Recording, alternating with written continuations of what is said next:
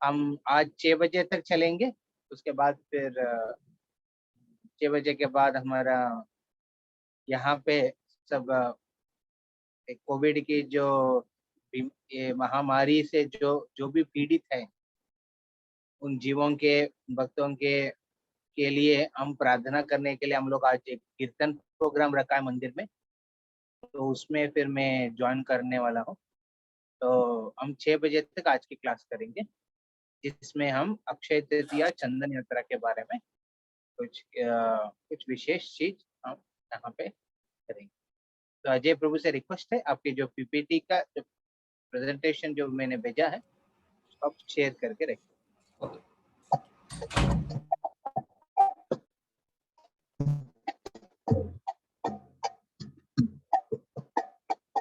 नमः विष्णुपदाय कृष्णप्रेष्ठाय भूतले श्रीमते भक्ति वेदांत स्वामी नामिने नमः विष्णुपदाय कृष्णप्रेष्ठाय भूतले श्रीमते भक्ति वेदांत स्वामी इति नामिने। नमस्ते सरस्वती देवी गौरवाणी प्रचारिणे निर्विशेष शून्यवादे पाश्चात्य तारिणे।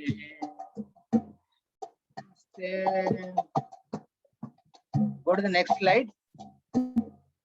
गौरवाणी प्रचारिणे निर्विशेष शून्यवादी पाश्चात्य देशधारी। जय श्री कृष्ण चैतन्य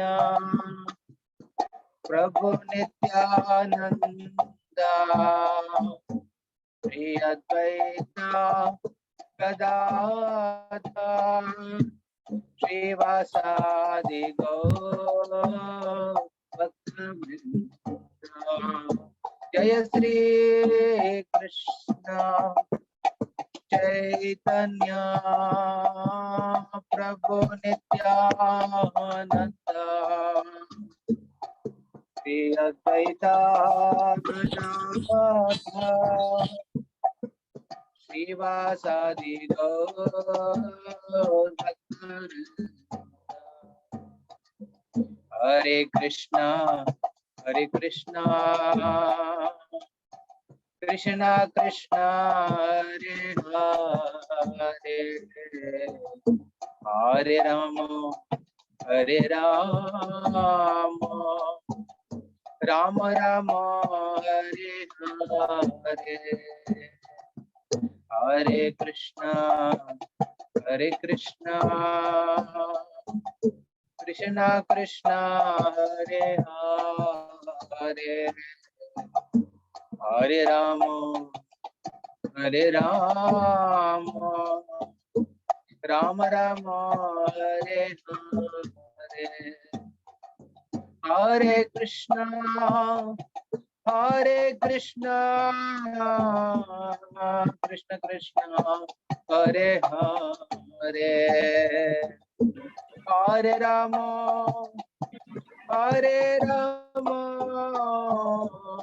राम राम हरे हरे कृष्णा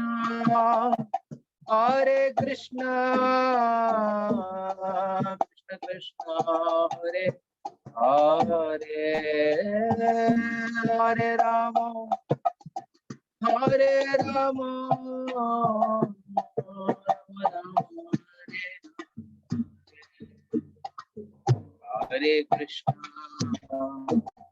हरे कृष्णा कृष्ण कृष्ण हरे हरे हरे राम हरे राम राम राम हरे राम,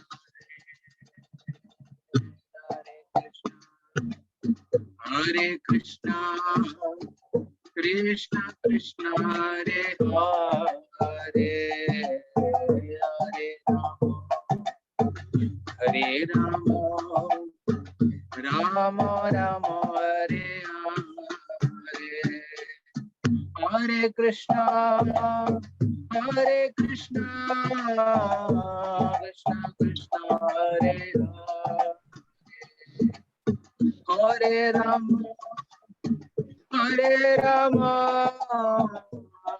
राम राम हरे हरे, हरे कृष्ण कृष्ण कृष्ण हरे हरे, हरे राम राम राम हरे हरे,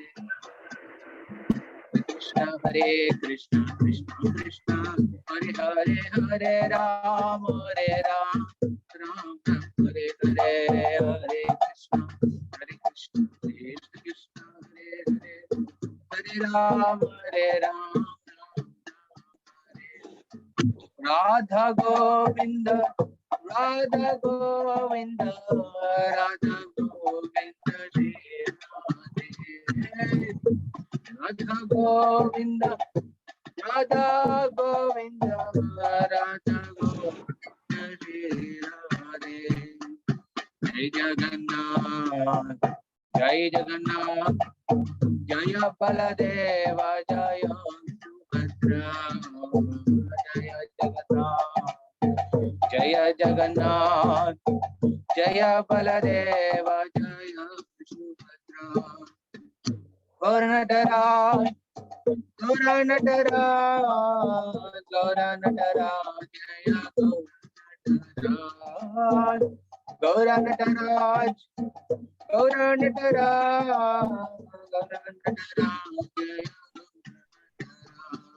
निताई गौरांगो, निताई गौरांगो, निताई गौरांगो गौर हरि, निताई गौरांगो, निताई गौरांगो, निताई गौरांगो गौर हरि, जय प्रभुपाद जय प्रभुपाद, जय प्रभुपाद जय श्रीनाथ प्रभुपाद, जय प्रभुपाद जय प्रभुपाद, जय प्रभुपाद जय श्रीनाथ गौर हरि बोल, गौर हरि बोल, गौर हरि बोल, निताई गौर हरि बोल, गौर हरि बोल, गौर हरि बोल, गौर हरि बोल, निताई गौर हरि, श्रील हरिनाम संकीर्तन पतित पावन हरे कृष्ण महामंत्र की निदाये गौर प्रेमानंदे, ओम ज्ञानतिमिरन्धस्य ज्ञानाञ्जनशलाकया चक्षुरुन्मिलितं येन तस्मै श्रीगुरवे नमः, श्रीचैतन्यमनोभीष्टं स्थापितं येन भूतले स्वयं रूपकदा मह्यं ददाति स्वपदान्तिकं, वन्देऽहं श्रीगुरुं श्रीयुतापदकमलं, श्रीगुरून् वैष्णवांस च श्रीरूपं साग्रजातं सहगण रघुनाथान्वितं तं सजीवं साद्वैतं सावधूतं परिजनसहितं कृष्ण चैतन्य देवं श्रीराधा कृष्ण पादान् सहगण ललितं श्री विशाखान्वितांश्च, नमो ओं विष्णुपादाय कृष्णप्रेष्ठाय भूतले श्रीमते भक्तिवेदांत स्वामिनिति नामनि, नमस्ते सरस्वती देवे गौरवाणी प्रचारिणे निर्विशेष शून्यवादि पाश्चात्य देशतारिणे, वाञ्छाकल्पतरुभ्यश्च कृपा सिन्धुभयेव च पतितानां पावनेभ्यो वैष्णवेभ्यो नमो नमः, जय श्री कृष्ण चैतन्य प्रभु नित्यानंद, श्री अद्वैत गदाधर श्रीवासादि गौर भक्तवृंद, हरे कृष्ण कृष्ण कृष्ण हरे हरे, हरे राम राम राम हरे हरे, हरे कृष्ण। सब वैष्णवियों को सबको धन्यवाद देना चाहता हूँ, सब इस प्रोग्राम में आने के लिए। कोई कुछ कह रहे थे? हरे कृष्णा। हरे कृष्णा प्रभु जी, दंडवत प्रणाम। हाँ, दंडवत प्रणाम। हरे कृष्णा प्रभु जी, दंडवत प्रणाम। सबको अक्षय तृतीया की शुभकामना है। और हरे कृष्णा प्रभु जी, दंडवत प्रणाम। हरे कृष्णा। हरे कृष्णा प्रभु जी, दंडवत प्रणाम। हरे कृष्णा। हरे कृष्णा। हरे कृष्ण प्रभु जी। हरे कृष्णा प्रभु जी, दंडवत प्रणाम। ये हरे कृष्ण का कभी अक्षय नहीं होता है। तो अक्षय तृतीया का दिन जो हरिनाम जो कभी कभी क्षय नहीं होने वाले उसको स्वीकार कर। अब तब से मैं हरे कृष्ण इतना सुन रहा हूँ, कभी क्षय नहीं होने वाला है। हरे कृष्ण। हरे कृष्ण प्रभु जी, राहुल है। हाँ, हरे कृष्ण। तो आज हमने विशेष करके अक्षय तृतीया का के बारे में थोड़ा चर्चा करेंगे, और ज्यादा कुछ मैं चंदन यात्रा के बारे में थोड़ा विशेष करके आज चर्चा करना चाहता हूँ। हमारे पास समय बहुत कम है और समय बहुत मूल्य है। जब बद्ध जीव अपना जीवन को इस दुनिया में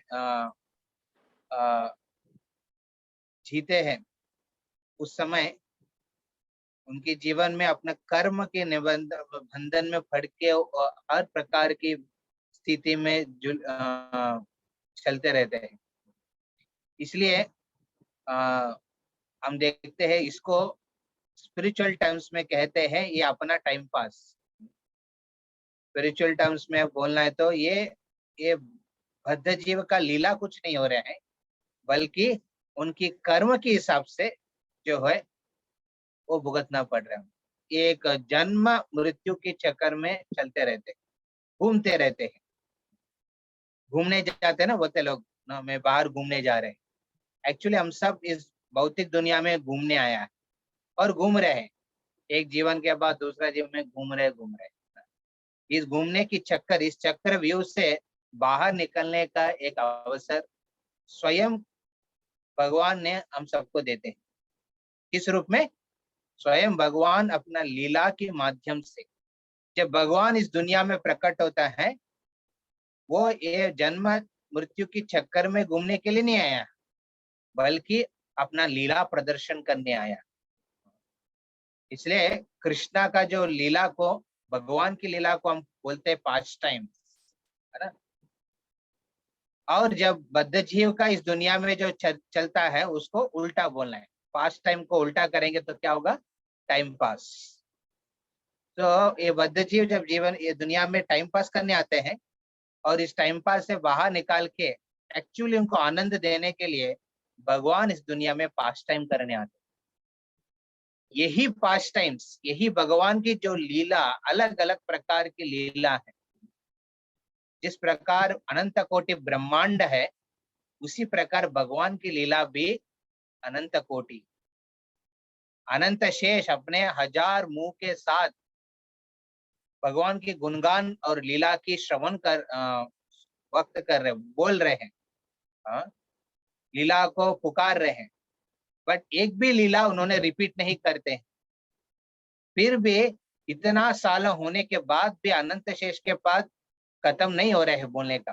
तो इतना कुछ लीला भगवान ने किया है, अनंत लीला जो किया है भगवान। और इस लीला को हम अपना जीवन में स्मरण करने के लिए ही ये उत्सव माना जाता है।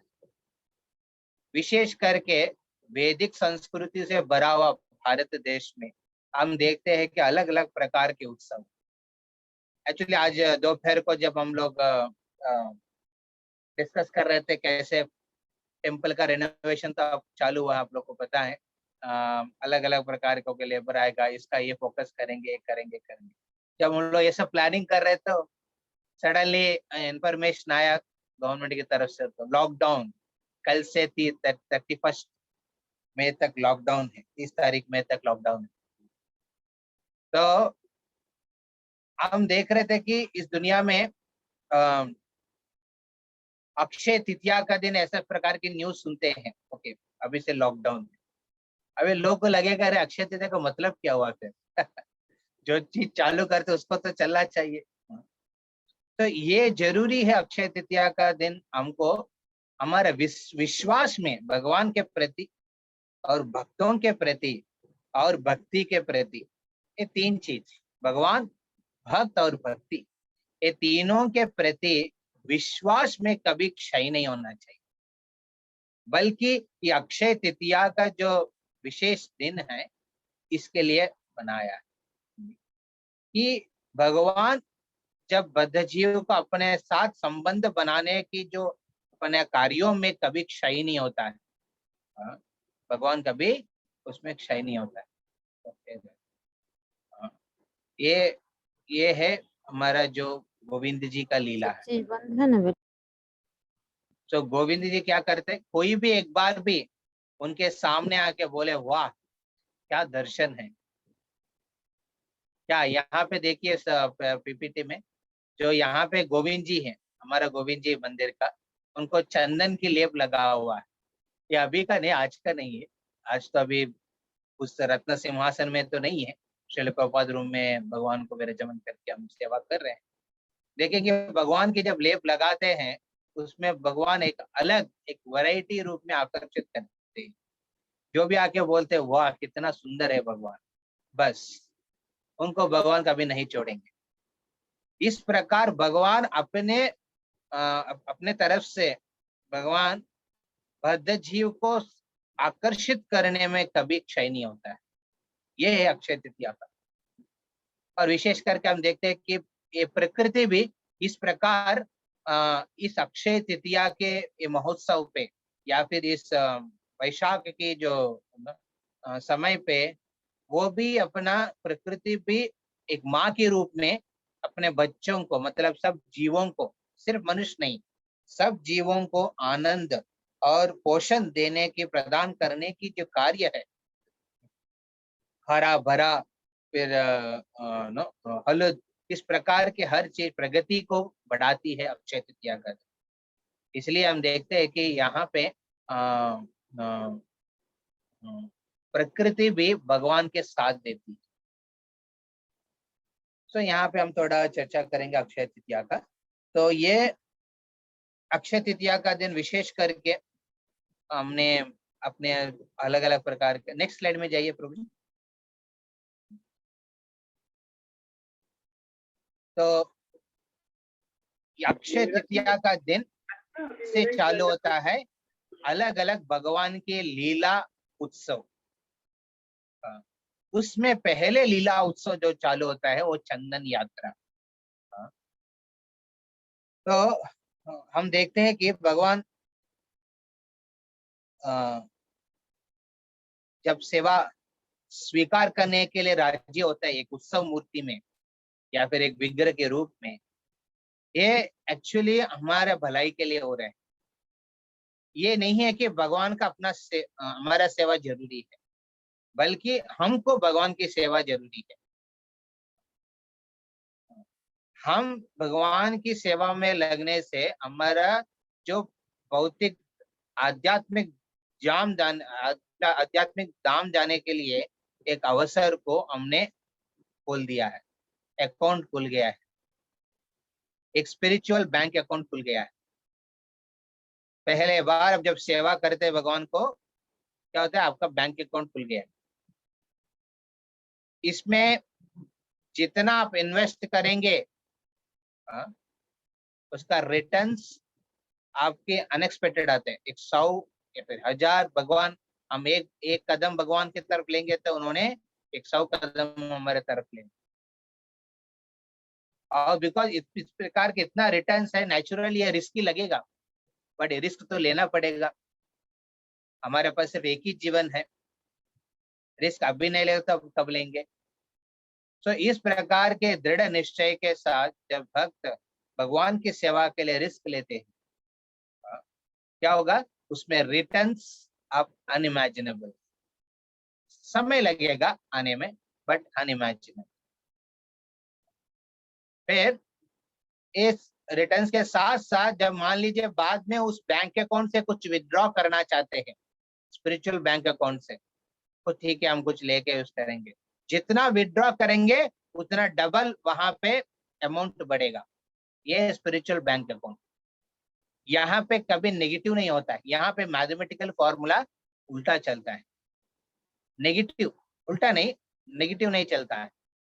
जितना विड्रॉ करेंगे, विड्रॉ मतलब क्या है, जितना हम प्रयास करेंगे इस भक्ति को जो हम अनुभव कर रहे हैं वो दूसरों के साथ बांटने के लिए, उतना हमारे बैंक अकाउंट में पैसा जम जाएगा, जमेगा।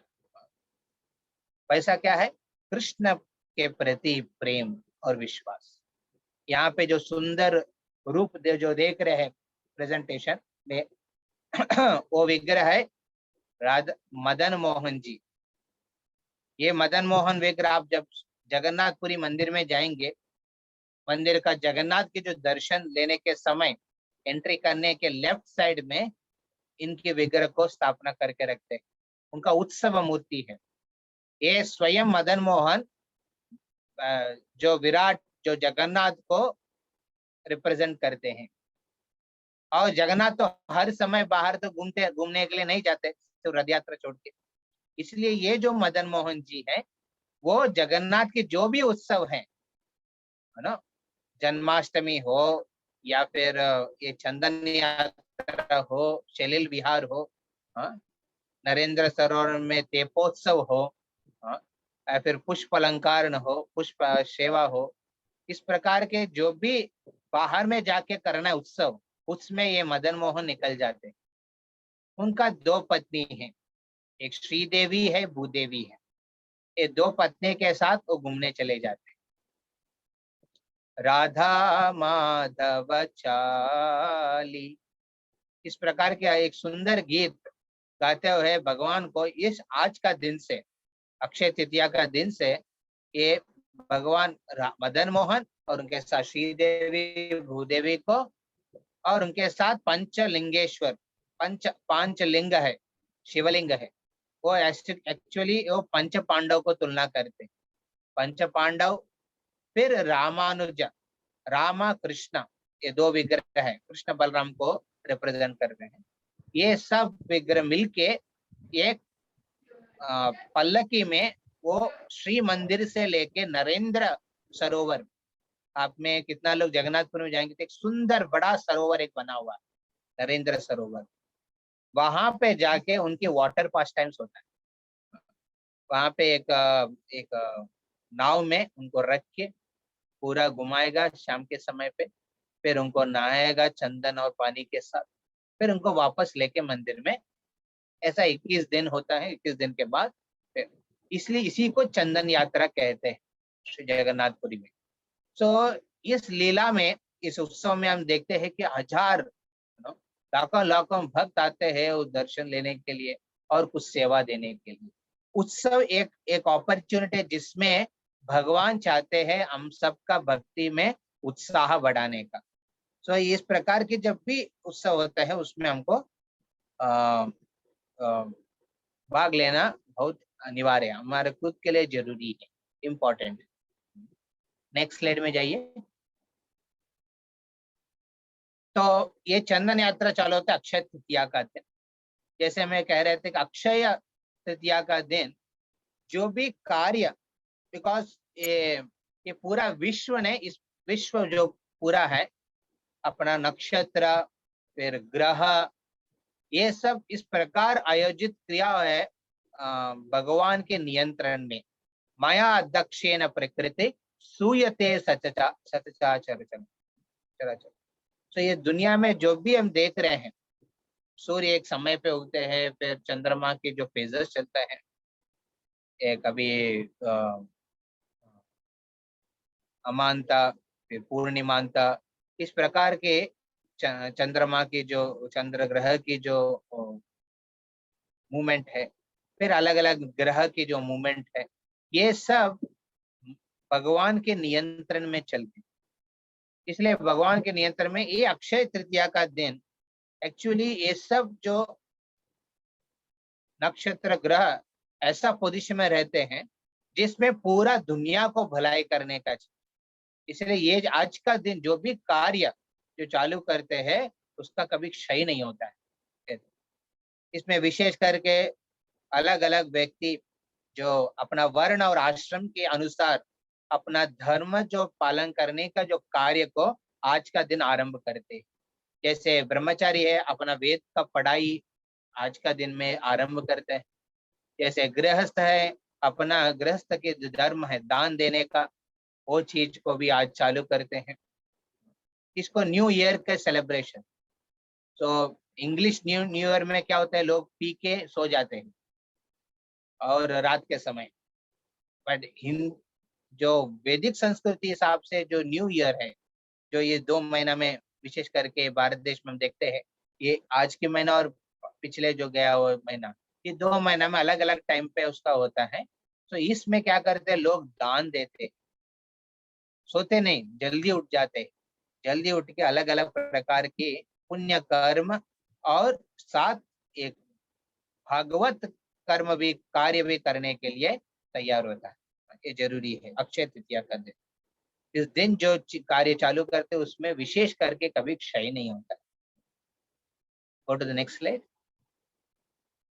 तो हम ये अक्षय तृतीया का दिन में अलग अलग, आपने शायद आपको आज व्हाट्सएप मीडिया इतना फास्ट है कि शायद भक्तों को बहुत इवेंट्स के बारे में पहले से जाने होगा, जानकारी होगा।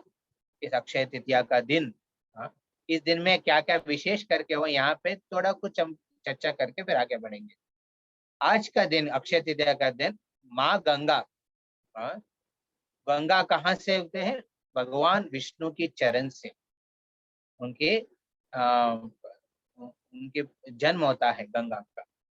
वो जन्म कब हुआ था, वामन देव जब बलि महाराज की ये कर रहे थे, बलि महाराज को अपना शरणागति में लेते हैं, उस समय भगवान वामन देव की जो चरण ब्रह्मांड को रंध्र कर देते हैं। उस ब्रह्मांड को रंध्र करने से वो ब्रह्मांड, हम जो रह रहे एक ब्रह्मांड में रह रहे हैं, एक अंडा है, अंडा मतलब एक अंडा में है, ऐसा अंड अनंत कोटि है, इसलिए भगवान विष्णु को कहते हैं ना अनंत कोटि ब्रह्मांड नायक।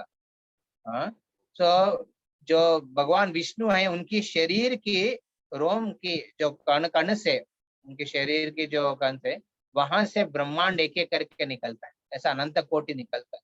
ये अनंत कोटि ब्रह्मांड क्या होता है, एक विराट एक विशाल नदी में, एक विशाल नदी में वो रहते हैं। वो भगवान की शरीर से निकला हुआ है पसीना से नदी जो में बना है, उस नदी में ये ब्रह्मांड रहते हैं। जब वामन देव एक ब्रह्मांड के अंदर जब अपना पैर को उठा के जब केंद्र रंध्र कर दिया ब्रह्मांड को, उस समय उस नदी का 3 बूंद भगवान के चरण को धोते हुए इस ब्रह्मांड में प्रवेश किया है। वो 3 बूंद का जो नदी है वही गंगा, जिसको आकाश में भगवान की क्या है, स्वर्ग में मंदाकिनी गंगा के नाम पे उनकी गुणगान है, मंदाकिनी अलकनंदा के नाम पे। तो बाद में भगीरथ, राजा भगीरथ ने प्रार्थना किया है अपने जो अंकल्स को, पूर्वजों को मुक्ति देने के लिए। फिर उस समय गंगा मंदाकिनी स्वर्ग में जो है वो शिव की जटा के माध्यम से इस दुनिया में गंगोत्री की जगह, हिमालय में जो गंगोत्री है वहां से इस पृथ्वी में प्रवेश करती है। उस दिन को हम लोग अक्षय तृतीया का दिन पे हुआ, आज का दिन पे गंगोत्री की जगह से गंगा इस दुनिया में प्रवेश किया है। और गंगा की पवित्रता तो हम उसमें बोलने का तो बहुत कुछ है। एक माँ के रूप उन्होंने हमेशा हम सबको पोषण किया है, और भक्ति में भी पोषण करने के लिए समर्थ रखते हैं गंगा माँ। और आज का दिन है जो परशुराम है, भार्गव पुत्र जो परशुराम है, उन्होंने धर्म की स्थापना करने के लिए इस पृथ्वी में प्रकट हुआ है अक्षय तृतीया का दिन। तो आज का दिन परशुराम के जन्मोत्सव या फिर आविर्भाव उत्सव के रूप में भी मनाते हैं। धर्म की स्थापना करने के लिए भगवान अलग अलग प्रकार की लीला करने के लिए उन्होंने अलग अलग अवतार उन्होंने लिया है। उस अवतार अपना कर्म से बंधन होके नहीं लिया है, बल्कि धर्म को स्थापन करने के लिए। विशेष करके परशुराम है वो शक्त्यावेश अवतार कहते हैं। जब भगवान राम तो भगवान स्वयं खुद इस दुनिया में प्रकट होता है। हाँ, तो स्वयं आया है, लीलावतार है राम। तो परशुराम जो है वो शक्त्यावेश अवतार, भगवान की जो शक्ति को आवेश करके उस प्रकार के रूप में उन्होंने प्रकट होता है। फिर इस अवतार ने क्या किया, अलग अलग प्रकार के जो भी अधर्म कर रहे हैं क्षत्रिय को खंडन करते हैं। फिर बाद में यही परशुराम जी है जो कर्ण को भी विद्या देते हैं, फिर श्राप भी देते हैं, क्योंकि विद्या करने के लिए कर्ण उनके पास है ना अपना आइडेंटिटी को छुपा के आते हैं। तो ये परशुराम की जन्म आविर्भाव आज का दिन में। Next slide. आज का दिन विशेष करके जो सबसे इम्पोर्टेंट हिस्टोरिकल एपिक, जो भी हॉलीवुड हो, टॉलीवुड हो, बॉलीवुड हो, ये सब कभी भी मिलके भी इस प्रकार के एक स्टोरी नहीं बना सकते। ये है महाभारत। ये महाभारत विशेष करके उसमें पुरुषार्थ, धर्म, अर्थ, काम, मोक्ष का इस प्रकार विशेष करके विश्लेष करके उसके एक्सप्लेनेशन जो दिया है, कभी हम भूल नहीं सकते महाभारत। और विशेष करके महाभारत की जो अंत में भगवत गीता की रचना भी किया है। और इस रचना में हम देखते हैं कि महाभारत की रचना में हम कृष्ण की जो इन्वॉल्वमेंट है और विशेष करके, और इससे हम देख सकते हैं कि महाभारत सिर्फ धर्मार्थ, काम, मोक्ष के बारे में नहीं बता रहे, सिर्फ उसी के बारे में नहीं बता रहे, बल्कि वो भक्ति के बारे में भी जोर देते हैं। तो पुरुषार्थ 4 है, धर्म, अर्थ, काम, मोक्ष। उसके लिए जो भी बद्ध जीव है वो प्रयास करना चाहिए, वेदों की सार लेके, वेदों का मदद लेके उनको पुरुषार्थ का परिपूर्णता लेना है जीवन में। पर साथ साथ पंचम पुरुषार्थ है वो है भागवत धर्म को कभी नहीं भूलना चाहिए। तो ये महाभारत ये सबका मिलन करके प्रकट हुआ है आज का दिन में, उसकी रचना का आरंभ हुआ है। व्यासदेव कह रहे थे, गणेश जी आके उसका लिख रहे थे। तो वहां पे एक शर्त हुआ था कि जब मैं बोल रहा हूं उस समय आपका कलम जो लेकर है वो बाहर नहीं निकलना चाहिए, मतलब पेन पेपर से बाहर नहीं आना चाहिए। तो गणेश जी भी कहा जैसे आप सोच समझ के अपना वाक्य को बताइए। तो क्या होते थे, जब व्यासदेव एक पर्टिकुलर श्लोक उसको कहते थे, वो गणेश जी लिख रहे हैं और अब व्यासदेव को तो पता है, तो सोच समझ के बताए, बाद में बोला ये गलत है, चेंज करो, ये नहीं कह सकते आप। तो वो सोचने के समय वो लिख लेते थे, फिर वो दूसरा वाक्य कहते थे और दूसरा जो सेंटेंस या पैराग्राफ कहते।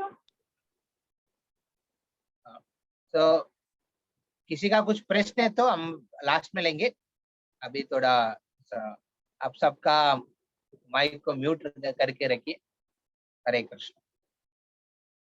तो यहाँ पे हम देखते हैं कि यहाँ गणेश जी उस प्रकार व्यासदेव की रचना सुन रहे थे। उसी समय सरस्वती बहुत आवाज कर रही, बगल में सरस्वती नदी थी, वो बहुत आवाज कर रहे थे। फिर गणेश जी उस समय बोलते, इतना आवाज क्यों कर रहे, तुम शांत हो, लुप्त हो जाओ यहाँ पे।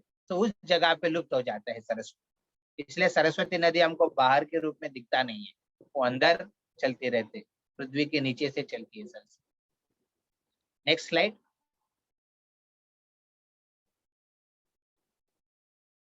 आज का दिन है जो पांडव जब अपना वनवास में थे, वो पूरा उस वृत्तांत के बाद, जब द्रौपदी का वस्त्रहरण होने के बाद, सब कुछ होने के बाद उनको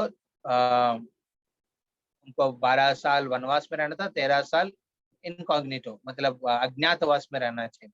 उस वनवास के समय उस समय द्रौपदी ने इस प्रकार की सेवा पांडवों को किया और सूर्यदेव को भी किया है। उसमें उनको सूर्यदेव के माध्यम से ये अक्षय पात्र उनको दान में मिला है। अक्षय पात्र मिलना सबके लिए असंभव है, क्योंकि इसके लिए क्वालिफिकेशन चाहिए।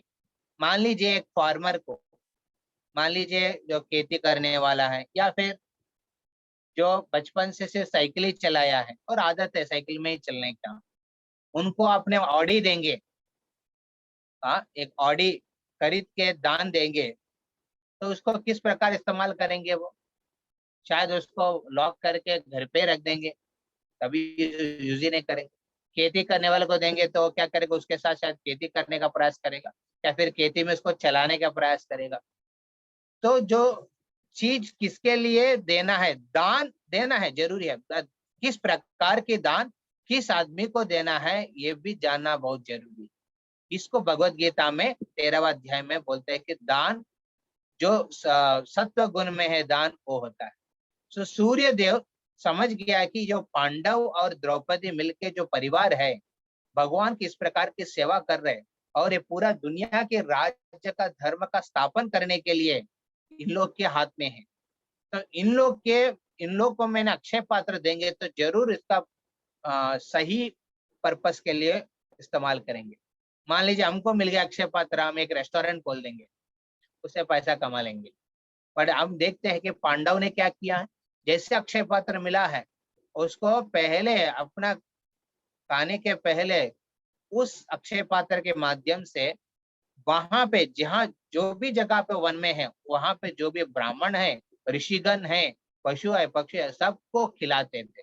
उसके बाद पांडव का लेते थे प्रसाद। उसके बाद लास्ट में द्रौपदी स्वीकार करती थी।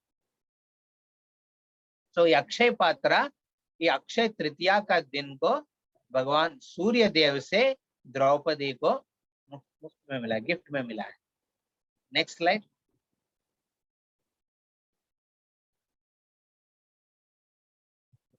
तो ये जो चंदन यात्रा के बारे में थोड़ा कुछ कहना चाहता हूँ।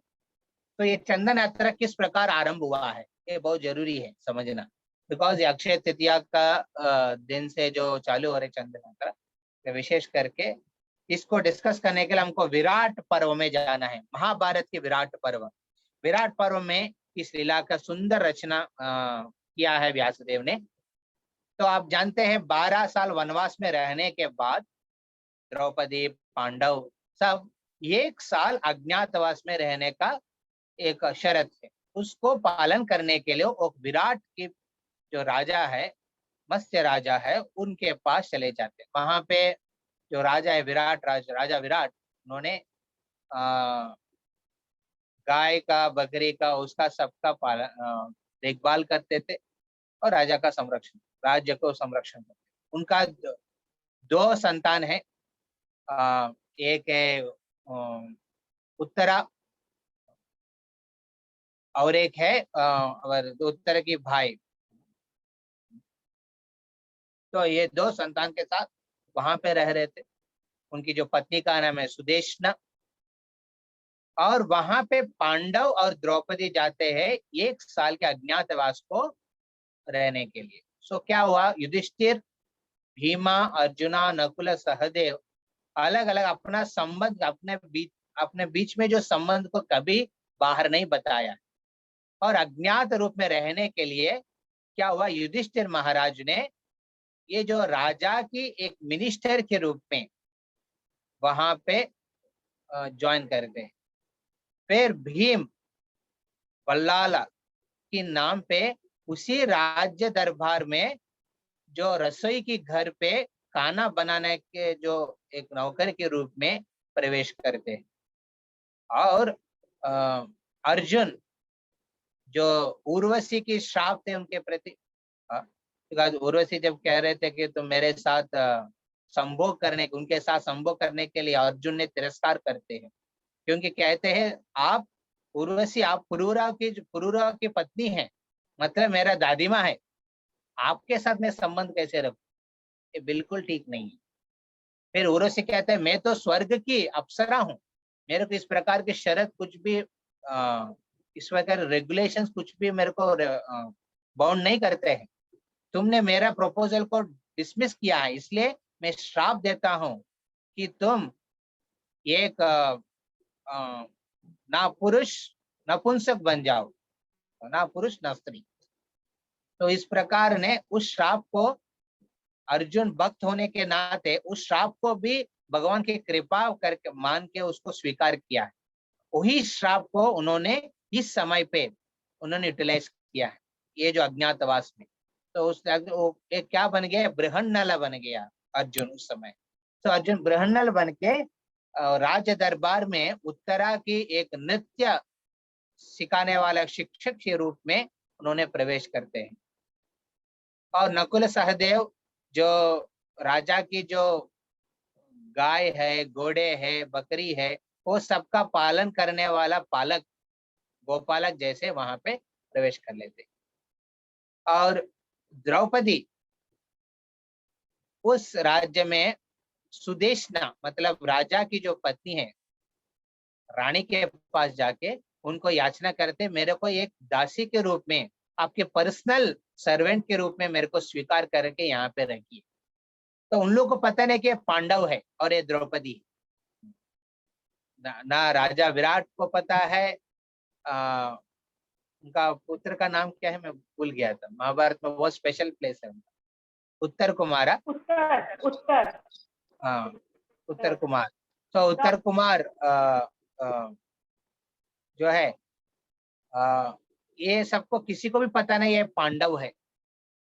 और उत्तर कुमार का फेवरेट हीरो था अर्जुन, जिसको हम बहुत मानते थे, उनकी जैसे बनना चाहते थे उत्तर कुमार। बट यहाँ पे अर्जुन ने बृहन्नला के रूप में उनकी उत्तर कुमार की जो बहन उत्तरा को नृत्य सिखा रहे हैं। तो उस समय क्या हुआ, सुदेशना की जो एक भाई, वो एक्चुअली बड़ा राजा थे। उन्होंने विशेष करके जब युधिष्ठिर महाराज पूरा दुनिया मतलब सिर्फ भारत देश नहीं है, पूरा अभी की जो पॉलिटिकल मैप के हिसाब से देखेंगे, पूरा अमेरिका, ऑस्ट्रेलिया, रशिया, यूरोप, है ना, अफ्रीका, अंटार्कटिका, है ना, ये एशिया, ये सब का राजा था युधिष्ठिर महाराज। तो युधिष्ठिर महाराज के अंदर में, उसके डायरेक्शन में ये जो कीचक एक जगह पे उस राज्य परिपालन कर रहे थे। बट उनका बहुत घमंड थे, बिकॉज उनका शक्ति है लगभग पांडव जैसे ही थे। बट शक्ति के साथ बुद्धि भी होना चाहिए। बहुत बार लोग शक्ति के साथ घूमते रहते हैं, बट उनका बुद्धि नहीं रहते, गलत विचार के साथ। उनका सबसे बड़ा एक दुर्विचार और फिर दुर्गुण है उनका, है वो स्त्री के प्रति मोह। इसके वजह से बड़ा बड़ा राजा का भी पतन हो जाता है। तो इन्होंने, कीचक ने जब एक बार आए थे अपने बहन से मिलने के लिए सुदेशना के साथ, उस समय उस राज दरबार में उन्होंने सुदेशना की जो दासी है, कौन है, मलिका, द्रौपदी ने इस प्रकार के नाम लिया है। तो ये द्रौपदी को देख के बहुत मोहित हो जाते और सुदेशना को बहुत याचना करते हैं, मेरे को इस मलिका की सेवा, मलिका को बोले मेरे सेवा करने के लिए। तो वह द्रौपदी को हर समय ये तंग करते थे कीचक, और तंग करने के समय उनको पकड़ के एम्ब्रेस करके उनको बहुत कुछ करने का प्रयास करते हैं। और अभी द्रौपदी ने उनसे मुक्त होके भाग के फिर अपना घर पे चल के रोती है। और एक बार वो जाके युधिष्ठिर महाराज को कहती है, तुम कुछ करो, ये इधर ये कीचक आके मेरा पूरा मेरा पवित्रता को ये भंग करने का प्रयास कर रहे हैं, ठीक नहीं बिल्कुल। फिर युधिष्ठिर कहते हैं, नहीं नहीं, कुछ महीना आप सहन करके रहो, हो जाएगा, हमारा अज्ञातवास होने के बाद फिर हम निकल सकते हैं। फिर लगा कि द्रौपदी को, युधिष्ठिर महाराज तो धर्मराज है, और तो ये सब में चीज इच्छा तो नहीं रखते हैं। जब पत्नी को उस प्रकार के हो रहे हैं, ये तो सेकंड बार हो रहे हैं ना, पहले बार एक बार द्रौपदी का वस्त्र हरण हुआ है, उसमें भी युधिष्ठिर महाराज ने एक बड़ा एक प्रकार की मिस्टेक हुआ उनकी तरफ से। फिर वो जाती है भीम के पास, बल्लाला, जो बल्लाल के पास जाके कहते हैं द्रौपदी, अरे आप कुछ तो करो, आपका भाई तो ऐसा ही बैठा है।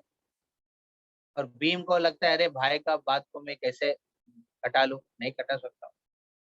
फिर वो कहती है देखो मेरा रहने से ही आप पांडव किस प्रकार के हो रहे हैं, मेरे को जाने दो, अधर्म की तरफ जाने दो, मेरे को ये सब आके मारने के बाद में आप लोग ऐसा आराम से रहिए, आप धर्म का स्थापन करें, क्या धर्म का पालन कर रहे हैं। इस तरफ पत्नी द्रौपदी ने उनको बहुत ये किया है, इंस्टिगेट किया है।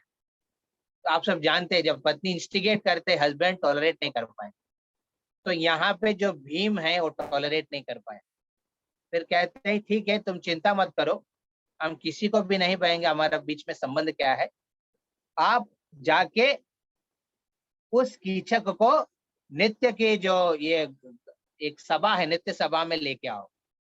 फिर द्रौपदी जाते हैं, अपना सेवा करने लगते हैं अलग अलग। तो उस समय एक बार कीचक उनका हाथ पकड़ लेते हैं। कीचक हाथ पकड़ने के बाद द्रौपदी बहुत प्रयास नहीं करते हैं निकलने का, ये देख के आनंद हो जाता है कीचक। फिर बाद में वो क्या करते हैं, शर्माहट दिखा के, एक ड्रामा चल रहा है पे, शर्माहट दिखा के वो भागने लगती है कीचक के हाथ से। कीचक के हाथ से भाग के उन नित्य की सभा में घुस जाती है। तो फिर ये कीचक को लगता है कि इतना रात के समय उन्होंने इस प्रकार के मेरे को आमंत्रण दे रहे हैं मल्लिका, तो उनको बहुत अच्छा लगा।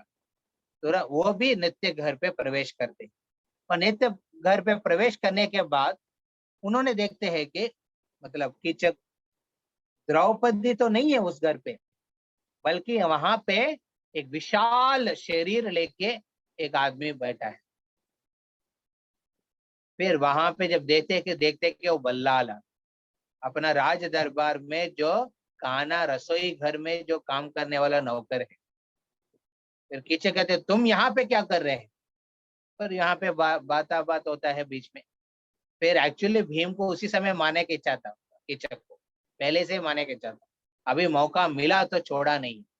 इस प्रकार के भयंकर युद्ध उस घर पे होता है, क्योंकि पहले राजा ने सोचा कि द्रौपदी मेरे को बुला रहे हैं संभोग करने के लिए, इसलिए उनके पास जो भी सैनिक है जैसे सबको दूर में भेज देते हैं, किसी को इधर आने के लिए शर्त करते कि नहीं आ सकते। उसी समय भीम ने उनको इस प्रकार के मार रहे थे। भीम अपना पूरा क्रोध, दुर्योधन के प्रति जो क्रोध है, कौरव के प्रति क्रोध है, सब कुछ यहाँ पे कीचक के प्रति ऊपर दिखा रहा है। और ये आवाज सुन के कोई नहीं आ रहे हैं, क्योंकि सबको लगा कि नहीं, उन्होंने आदेश दिया है राजा ने नहीं आने के लिए। और आवाज सिर्फ पांडव युधिष्ठिर महाराज उठ जाते हैं। फिर वो आके देख रहे आवाज कहाँ आ रहे, नित्य घर पे अर्जुन, युधिष्ठिर महाराज, नकुल सहदेव आ जाते हैं वहां पे। आने के बाद उधर देखते हैं कि वहां पे सिर्फ और सिर्फ भीम खड़ा है, और द्रौपदी एक कोने में खड़ी है। फिर वहां पे देख रहे क्या हुआ यहाँ पे। फिर द्रौपदी शांत है, कुछ कह नहीं रहे। हाँ। फिर यहाँ पे जो भीम तो इतना क्रोध और गुस्सा दिख रहा है, और उनसे बात करने के लिए डर लग रहा है लोग को, पांडव मतलब युधिष्ठिर महाराज जैसा। फिर वो देखा, विशेष करके युधिष्ठिर महाराज, भीम के सामने उनके पैर के नीचे एक फुटबॉल है, बड़ा फुटबॉल है। एक्चुअली ये विशेषकर डिटेल्स इस प्रकार दिया है, एक फुटबॉल दिखा, इतना विशाल फुटबॉल है। फिर युधिष्ठिर महाराज पूछते ये क्या है। फिर भीम कहता है कि ये कीचक है। उनको इस प्रकार मारा कि वो पूरा शरीर को एक फुटबॉल जैसे बना दिया उन्होंने। उनको हड्डी, सिर और पैर में अंतर नहीं है, सबको समान करके फुटबॉल रख के बना कर। फिर बाद में पता चलता है पूरा राज्य में कि कीचक का मृत्यु हो गया। फिर पता चलता है कि ये कीचक ऐसा विशाल राजा थे, शक्तिशाली राजा है, उनको कौन मार सकता है। उनको मारने का शक्ति सिर्फ और सिर्फ पांडव के पास है, और पांडव में भी उनके साथ जो कम्बैट करने वाला शक्ति सिर्फ और सिर्फ भीम के साथ हो सकता है। उस प्रकार वहां पे राजा विराट बिकॉज विराट राजा भी जानते हैं ये जो कीचक की जो दुर्गुण के बारे में, इस प्रकार वो तंग करते थे अलग अलग स्त्रियों को। तो ये देखिए कि बोला कि ये तो कोई नहीं हो सकता है भीम के अलावा। फिर एक एक करके एक एक का इंट्रोडक्शन हो जाता है। फिर विराट राजा ने बहुत शर्मा होके वो याचना करते हैं पांडव को, आप तो पूरा विश्व के राजा है, आप इस प्रकार हमारे राज्य में इस प्रकार के दास के रूप में रह रहे, ये तो बिल्कुल ठीक नहीं है। फिर वो उस समय याचना रिक्वेस्ट करते हैं, बृहन्नला मतलब वो अर्जुन है स्वयं, तो अर्जुन को रिक्वेस्ट करते हैं, मेरा जो पुत्र, मेरा जो पुत्री है, हाँ, जो पुत्री जो उत्तरा है, उनके साथ आपका शादी करवाना चाहता हूँ। इस प्रकार हमारा जो भी गलत हुआ है उससे हम मिटना चाहता हूँ। जब भी दो परिवार के बीच में गलत होता है, तो गड़बड़ हो जाते हैं, मिस्टेक हो जाते हैं, उसको कैसे वो रेक्टिफाई करते हैं, मैरिज और कुछ ऑस्पिशियस चीज करके। तो इस प्रकार उन्होंने करना चाहते हैं। फिर अर्जुन कहते हैं, नहीं, मैं कभी उत्तरा को उस प्रकार कभी नहीं लिया है, बल्कि उनको एक पुत्री के रूप में मैं हमेशा देखा, तो मेरा पुत्र अभिमन्यु के साथ उत्तरा का शादी हम करेंगे। इस प्रकार वहां पे एक डिसीजन होता है। वही उत्तरा और अभिमन्यु की जो संतान है परीक्षित महाराज। तो हम देखते हैं कि जो पूरा स्टोरी में विराट राजा, बल्कि उनकी जो ब्रदर इन लॉ मतलब कीचक की मृत्यु जो किया है पांडव ने, उनको देखने के बाद उनके प्रति विश्वास घटा नहीं है, उनको स्वीकार किया है। और स्वीकार करने के बाद क्या हुआ है, फिर विराट राजा को पता है वो धर्म का पालन करने वाला राजा है, धर्मराज है वो भी। तो उनको पता है कि पांडव इतना कुछ कष्ट भुगतने के बावजूद भी वो हमेशा साथ है और संरक्षक है, क्योंकि उनके साथ कृष्ण है, वो जानते थे। इसलिए वो रिक्वेस्ट करते हैं पांडव को, युधिष्ठिर महाराज को, मेरा याचना है कृष्ण को यहाँ विराट राज्य में आप एक बार निमंत्रण दीजिए। मेरे पास उस तरफ की क्षमता या फिर उस तरफ की क्वालिफिकेशन नहीं है, हम इनवाइट कर सकते हैं कृष्ण को। आप पांडव है, कृष्ण का स्वयं भक्त है, आप बुलाइए उनको यहाँ।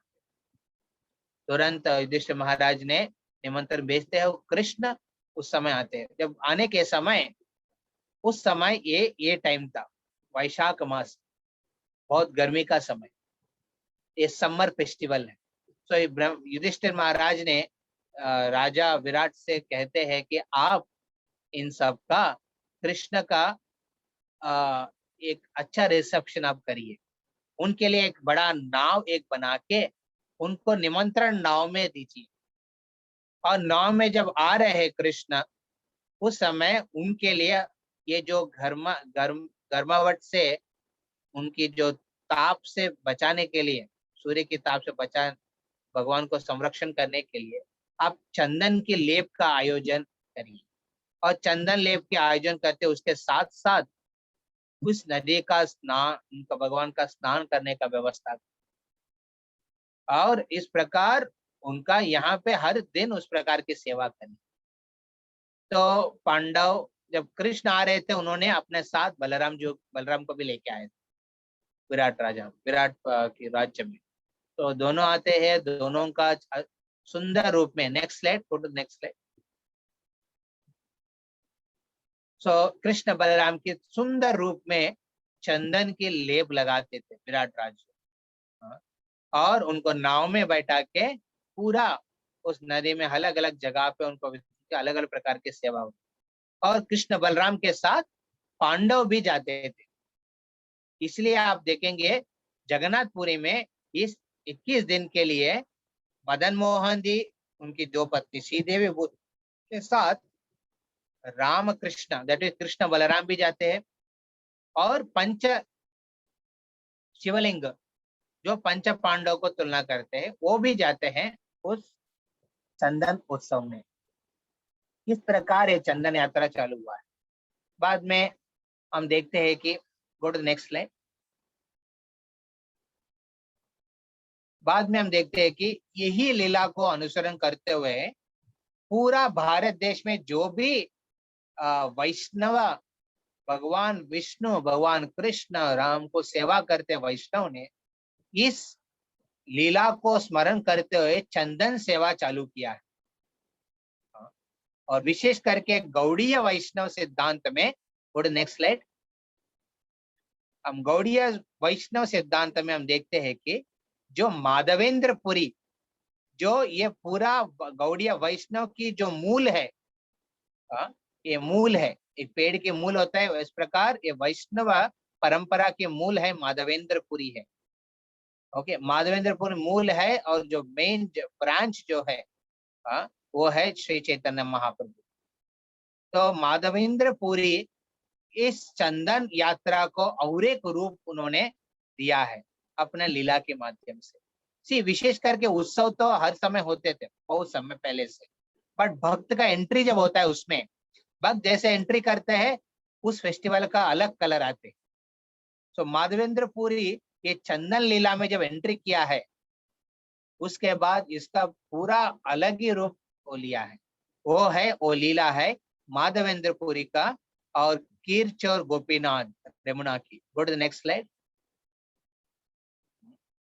माधवेंद्र पुरी को एक सेवा मिला है गोपाल जी वृंदावन के। गोपाल जी उनको क्या, मेरे को बहुत गर्म लग रहा है, आप जाके पूरी जगन्नाथपुरी से चंदन लेके आइए।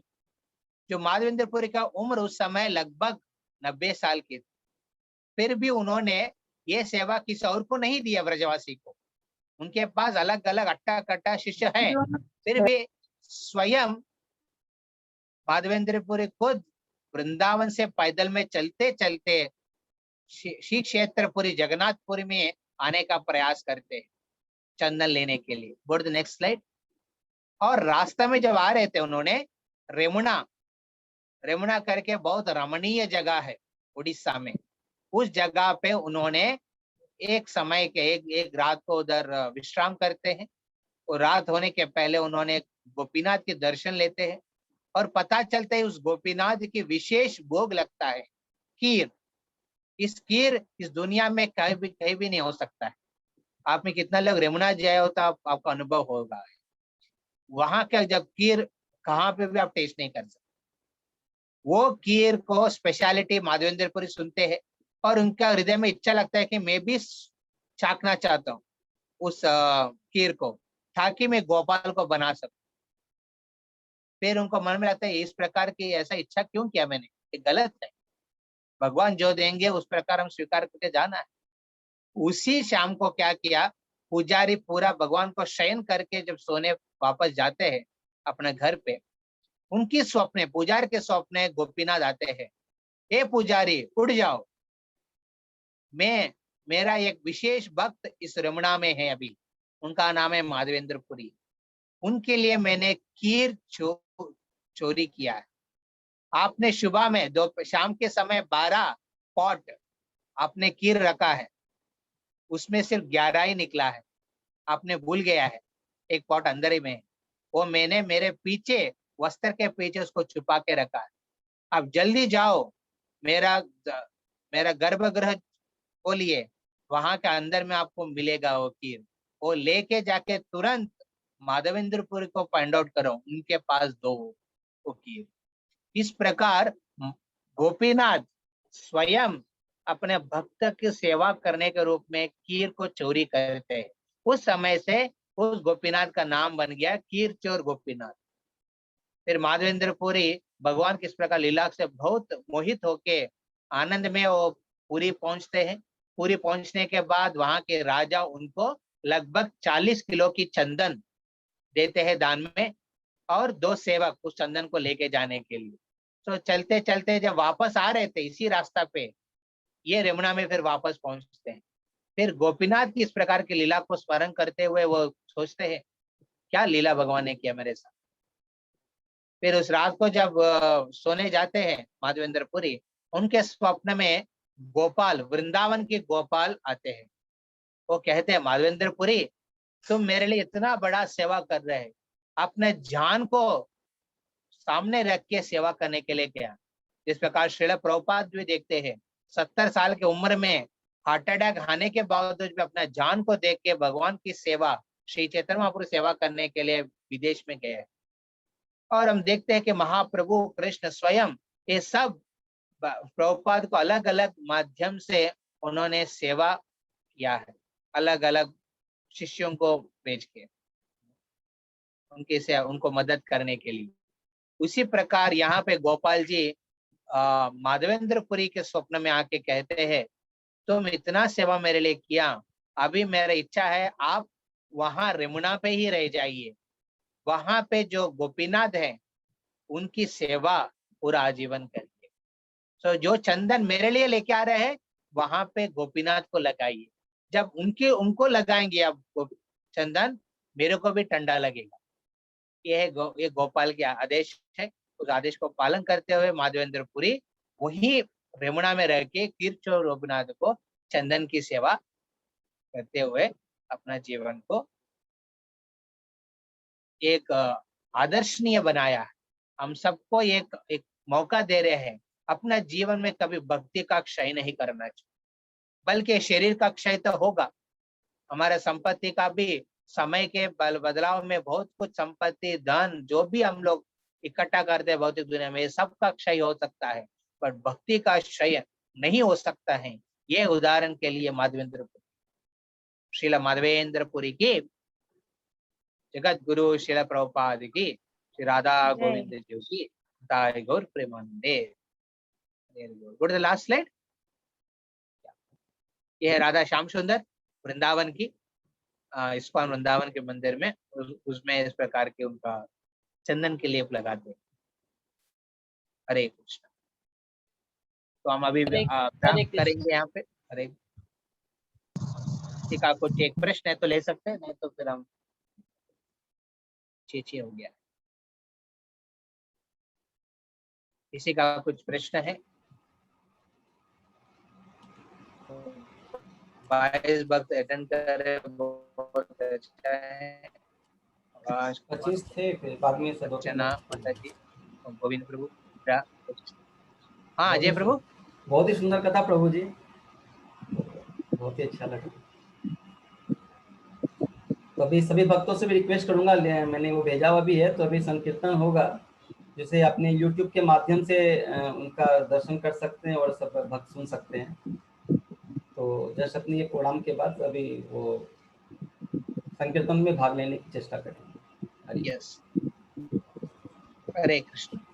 जगत गुरु श्रील प्रभुपाद की जय। जय। हरे, आज का प्रोग्राम प्रभु जी को हम लोग यही विराम देते हैं। प्रभु बहुत ही अच्छा कथा था, मैंने कुछ मिस किया बट फिर भी बहुत सुंदर था, इतना तो हमें पता ही नहीं था। थैंक यू वेरी मच प्रभु जी।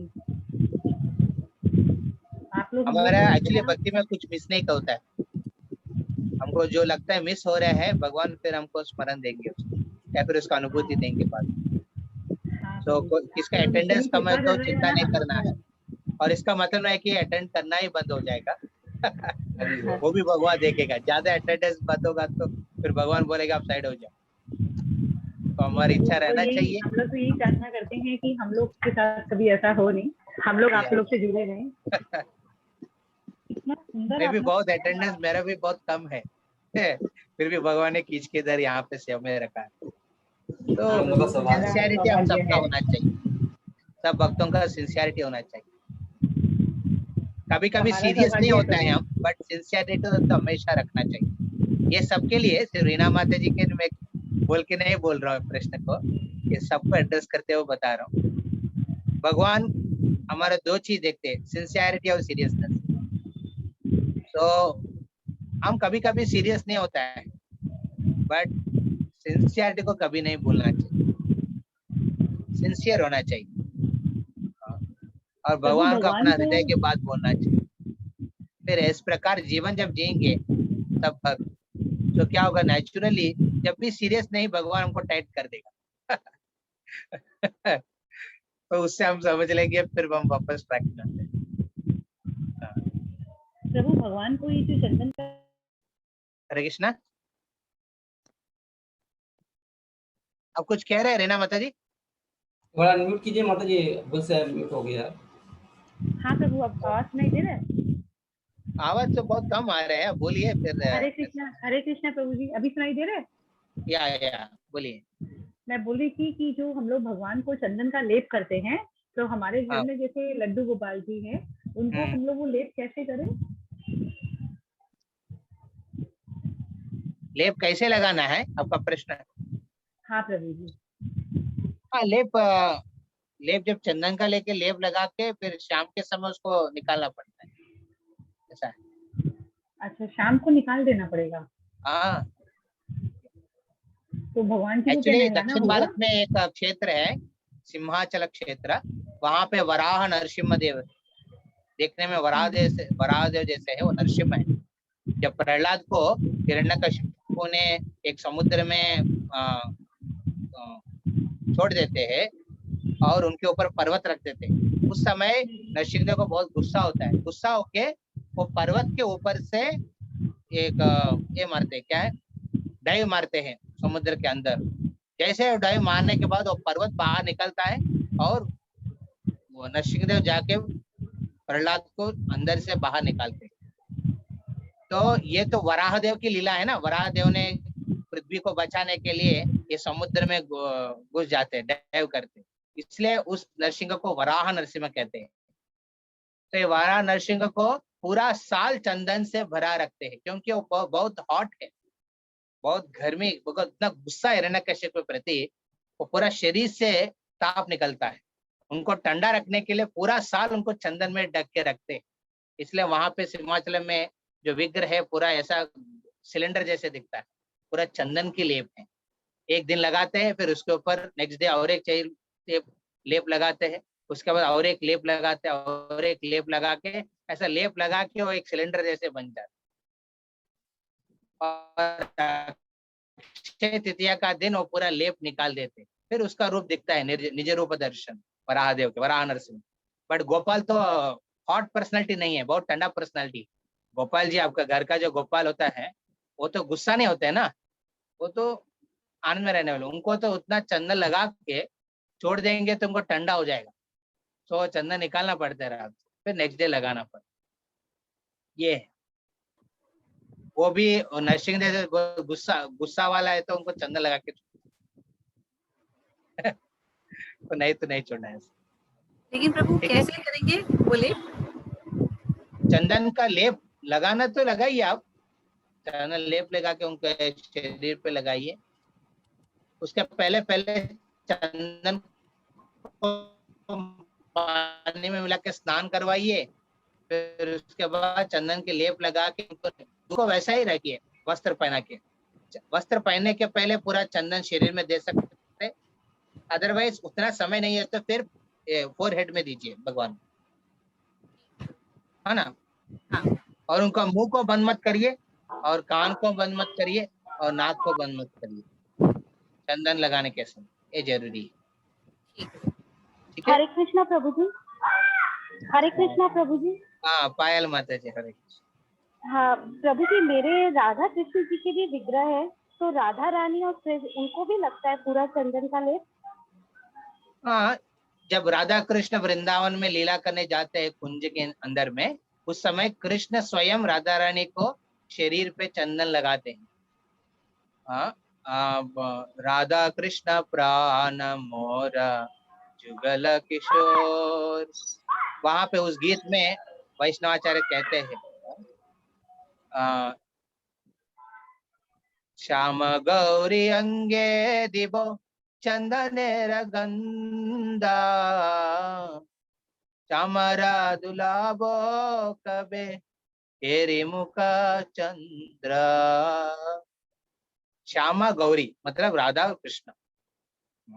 श्याम मतलब कृष्ण जो श्याम वर्ण की है, और गौरी मतलब जो गौरांगी की रूप में है, हाँ, वो है राधा रानी। ये श्याम गौरी अंगे दिबो चंदनेर गंधा, तो चंदन की जो गंध को उनके शरीर पे लेते, तो हम राधा कृष्ण को भी लगा सकते हैं। बट विशेष करके हमारा जो विधि में जो करते हैं, हम कृष्ण के शरीर में पूरा लगाते हैं और राधा रानी के सिर्फ फोरहेड में देते हैं। और शाम को प्रभु जी उनको भी क्लीन कर देते हैं, मतलब पूरा नहला के साफ करना होता है। हाँ, पहले तो पूरा स्नान करवाइए भगवान को, और स्नान करने जैसे हम लोग पाउडर लगाते हैं उनको चंदन लगाइए, फिर वस्त्र पहनाइए, इस प्रकार। माता जी शाम के लिए पूछिए, शाम को फिर कैसे, शाम को भी नहा करके चंदन हटाना है या कैसे, किस तरह से चंदन हटाना? नहीं, वो शाम को चंदन निकालने का है। उसको आपका जो एक कपड़ा रुमाल लेके उसमें कॉटन रखिए, उसको भिगा दीजिए पानी में, उसको भिगा के उनकी शरीर में लगाइए थोड़ा थोड़ा। लगाने से क्या होगा, चंदन जो टाइट हो गया है वो फिर गल जाएगा। फिर गलने के बाद आपका हाथ से वो चंदन को पूरा निकालना है, चंदन से पूरा ठीक है निकाल के फिर उनको पोंछ के वस्त्र पहनाइए, बस। ठीक है प्रभु जी। तो हरे नहाना कृष्ण। नहीं, रात को नहाना नहीं। अच्छा, और आप ठीक बोलेंगे है। फौजी इतना बड़ा सेवा है कैसे करेंगे, तो ये 21 दिन में 21 एक दिन तो करिए ऐसा, ओके? नहीं हर प्रभु दिन जी, से, मैं रोज कर लूंगी। अच्छा रोज करते तो बहुत अच्छा है। हाँ प्रभु जी, मैं कर लूंगी। हरे कृष्णा प्रभु जी। ठीक है, हरे कृष्ण। और किन्हीं भक्त का कोई प्रश्न नहीं है तो फिर हम लोग प्रोग्राम को आज विराम देते हैं। ठीक है, ओके प्रभु जी। तो हमारा विराम करेंगे। हाँ, thank you so much. Okay Hare Prabhu ji, thank you. Hare Krishna Prabhu ji, दंडवत प्रणाम। हरे कृष्णा प्रभु जी, दंडवत प्रणाम। हरे कृष्णा प्रभु जी, दंडवत प्रणाम। हाँ, हरे कृष्ण प्रभु जी। हरे सभी कृष्णा। भक्तों का बहुत बहुत धन्यवाद। तो आज का प्रोग्राम हम लोग यही विराम देते हैं।